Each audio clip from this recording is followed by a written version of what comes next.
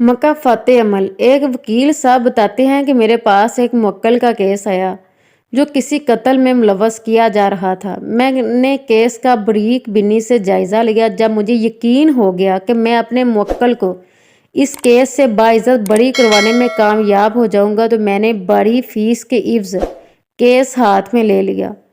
Please like and subscribe this channel. यकीन करें high court तक मैंने इसी फीस के बदले अपने मुवक्किल का केस लड़ा, मगर चाह कर भी इसे ना बचा सका। जिस दिन हाई कोर्ट में इसकी सजाए मौत का फैसला बरकरार रखने का फैसला सुनाया तो मेरी कड़ी मेहनत और सारी रात जाग कर की गई दुआएं ज़ाया हुई। महसूस हुआ मैं खुद जज के सामने बैठकर रोने लगा। जज साहब ने अपनी अर्दली से कहकर कहा कि मेरे लिए पानी मंगवाया, मुझे पेश किया और उठकर चैम्बर में चले गए। मैंने पानी पिया, ऊपर नज़र उठाकर देखा तो मेरा मुवक्किल हथकड़ियों में जकड़ा मेरे सर पर खड़ा था। मेरी बजाय उसकी आंखों में मेरे लिए तसल्ली के जज्बात थे। इसने हिम्मत जमा करके मुझे मुखातब किया और कहा कि वकील साहब, मैंने बड़ी नहीं होना, आप केस को छोड़ दें। मेरा मुवक्किल पहले दिन मुझे ये बात कहता आ रहा था, मगर मैं मानने के लिए तैयार नहीं था, क्योंकि मेरी नज़र में मेरे मुवक्किल का किरदार सजाए मौत जितना नहीं था। चंद साल की सज़ा सुनाई जा सकती थी, वो भी सुप्रीम कोर्ट या हाई कोर्ट से ख़त्म हो जानी थी, मगर आज हाई कोर्ट के फैसले ने मुझे भी मायूस कर दिया था। मैंने भी इसे तसल्ली दी कि तुम बच जाओगे, मगर पहली बार मेरा दिल कह रहा था कि ऐसे नहीं होगा।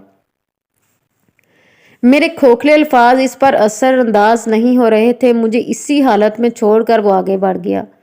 मैंने भी इसके केस को छोड़ने के लिए जहन बना लिया और जेल में खसूसी मुलाकात के दौरान मैंने अपने मुवक्किल को बता दिया कि मज़ीद इसके लिए नहीं लड़ सकता, क्योंकि वो जितनी भी तैयारी करके जाता है दौरान बहस मेरे मुंह से कोई ना कोई ऐसा लफ्ज़ निकल जाता है कि मेरे ही मुवक्किल के खिलाफ सबूत बन जाता है।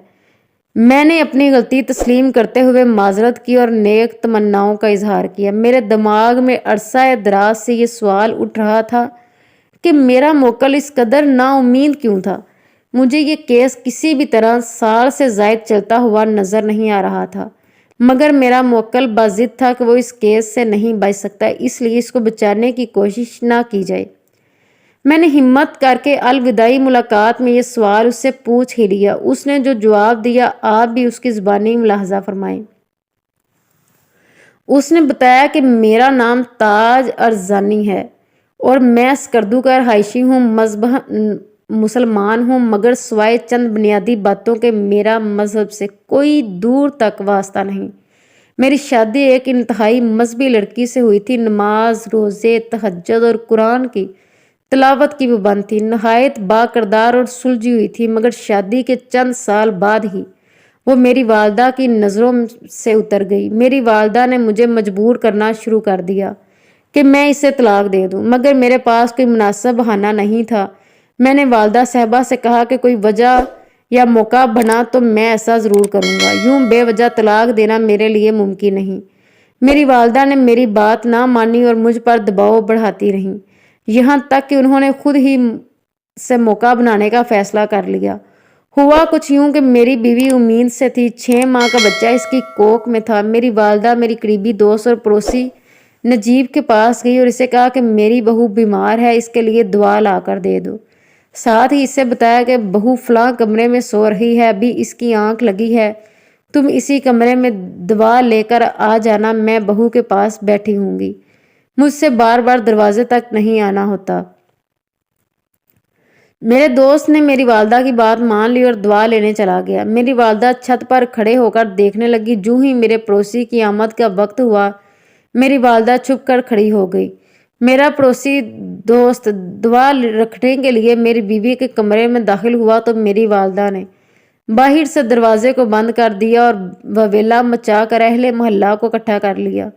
इस सब तमाशे का मकसद मेरी और मेरी बीवी की अलहदगी करवाना था, मगर ये वार हम पर ही उल्ट पड़ गया। मेरा करीबी दोस्त और पड़ोसी नहायत मुत्तकी परहेजगार था। दूसरी तरफ मेरी बीवी की भी वफा, शारी और सलीके तरबियत की मिसालें देते थे। इसकी पाक दामनी के लिए अनजान लोग भी कसम उठाने के लिए तैयार थे। जब इतनी बड़ी तोहमत लगाने के बावजूद मेरी वालदा अपने मकसद में कामयाब ना हो सकी, मेरे दोस्त ने कुरान पर हाथ रखकर मेरी बीवी को अपनी दुनिया की बहन तस्लीम कर लिया। लोगों की नज़र में हम माँ बेटे की रही सही इज्जत भी जाती रही, मगर लोगों के इस रवैये ने हम माँ बेटे को मज़ीद तैश दिलवा दी और लोगों ने कहा कि मेरी बीवी ने अहले मोहल्ला से हमारी रही सही इज्जत भी निकाल दी।